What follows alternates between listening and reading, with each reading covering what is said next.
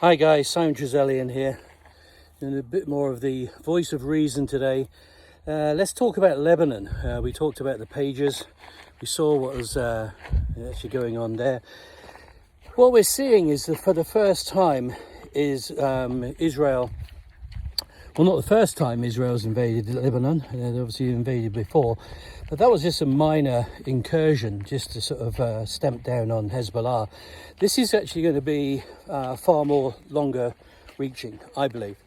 So what do you do when you're actually about to attack a country?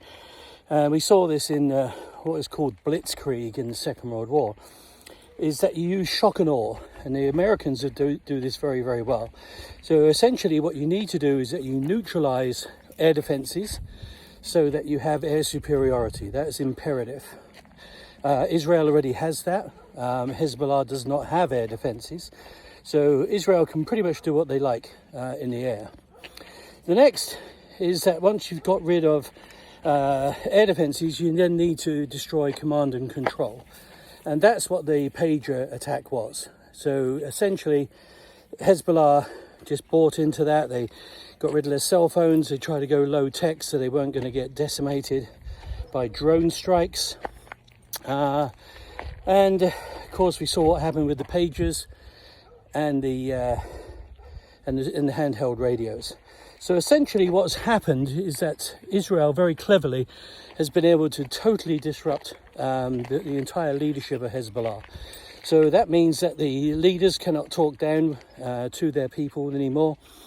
So as we saw with the bombardment, Israel now has used the air superiority and the lack of command and control to decimate the rocket launchers, trying to stop the rockets from coming into Israel. Now, what this shows to me, especially when we saw the bombing in Beirut, where it took out the command staff, I think it was the second in command of Hezbollah, and 13 of his officers. Now, that was a command group, which means someone's talking. Someone is obviously being paid off. They knew exactly where, when, and what time these guys are sitting down to plan the next wave of attacks. So there's some very, very sophisticated and good quality intelligence coming out of that, and that's what Israel is using. Now, it's not only with Iran is supporting Hezbollah by giving them missiles and infrastructure and stuff like this. America supports Israel by intelligence.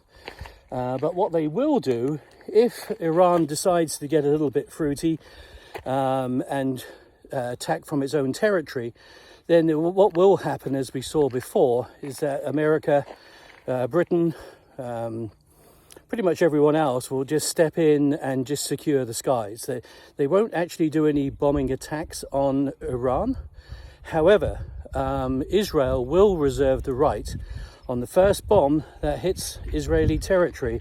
They'll reserve the right to actually take out Iran's nuclear facilities. And I think that is going to have tacit approval from the West, because the West can't do anything about that at the moment. The Iran deal was a complete nonsense, and the West are just hoping that Israel is just going to probably launch or rather drop a tactical nuclear device specifically on the nuclear facilities, because it is an existential threat. Because on day one, when Iran gets that nuclear weapon, you guess what? They're going to try and use it on Israel. So what I believe is going to happen is that there will be a ground incursion. Israel will put in armor and soldiers on the ground, and I think it will be a limited invasion up to and including the city of Tyre. Tyre is a port that is one of the largest logistics places for Iranian missiles coming in. And if you actually look on the map, you'll see that the bulbous north of Israel is the one that's getting attacked right now, because of the relative range of the short range of the rockets being fired from southern Lebanon. And southern Lebanon is actually the area where Hezbollah are most strong. Now, you've got to remember as well the geopolitics of Lebanon. After the civil war, we saw that Hezbollah rose to prominence and power. The Lebanese government don't like Hezbollah, but there's nothing they can do about it. The Lebanese people and government are a mix of many different cultures. You have Christians, you have Druze, you have a number of different militias. And I think now that they've seen that Hezbollah has shown weakness and Hezbollah is on the back foot, as soon as Israel attacks, you can pretty much guarantee that all of these militias are going to come to the fore again. You're going to have another Lebanese civil war that will be masterminded by Israel. And then that means that Hezbollah will be attacked on two fronts. So all the northern parts of Lebanon, where these counter militias are, they will start attacking Hezbollah from the north. And then you're going to start to see Israel going in and probably creating a demilitarized zone on the parallel that goes to the tip of northern Israel across to Tyre. If they take that area, demilitarize it and actually put people in it, that will stop the war, and that will actually stop Hezbollah with any other incursion. So you've seen what Israel has done very, very cleverly. They've destroyed Hamas. They waited until they pretty much got rid of Hamas, so that they can now redeploy their troops to the north and take out Hezbollah as well. Now, what Iran does is going to be the big question. I think Iran is going to be slightly handcuffed. They can't just ignore Hezbollah, but at the end of the day, I mean, what can they do? They're hardly likely to put troops on the ground because that will start a war. I'm out walking my dog at the moment. This is Freya. Freya, say hello. Yes.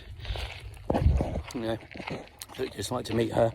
Anyway, so that's my prediction. I think that Israel is probably going to go in within the next 72 hours. Everyone's going to start bleating about how it's going to be World War III. No, it's not. It's going to be a very limited regional war, and we'll see exactly what Iran tries to do, but I think it will be incredibly limited. If Iran wants to stay in existence, they're going to have to stop doing this and stop using their proxy forces. So that's me. Hope you're having a great day. This is Simon Triselian. Out to you.